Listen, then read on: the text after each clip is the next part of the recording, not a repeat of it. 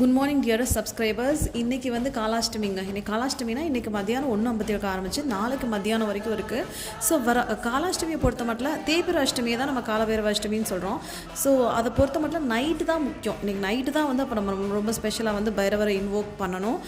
இன்றைக்கி சாயங்காலம் கும்பிடலாம், இல்லை நைட்டு ரொம்ப விசேஷம், நைட்டு கும்பிடலாம். அப்புறம் காலையில் ஏர்லி மார்னிங் எல்லாேருக்கும் டீ போட்டு கொடுத்தேன். டீ வந்து காலையில் நான் குடிக்க மாட்டேங்க. ஈவினிங்ஸில் கூட ஒரு டயர்டாக இருக்கப்போ ஒரு டீ குடிப்பேன். ஸோ இன்றைக்கி வேலை கிளம்புற அகெயின் அவசரத்தில் இருந்தேன். மீனாக்கா காலையில் எனக்கு கோதுமை தோசையும் தக்காளி சட்னியும் கொடுத்தாங்க.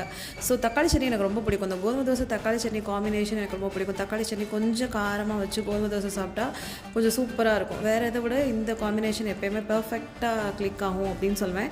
நான் கோதுமை தோசை சுடுறப்போ கொஞ்சம் மிளகு இருக்குல்ல, ஸோ மிளகு போட்டு சுடுவேன். மிளகும் சீரகமும் போட்டு சுடுவேன். அது இன்னும் கொஞ்சம் டேஸ்ட்டாகவே இருக்கும்.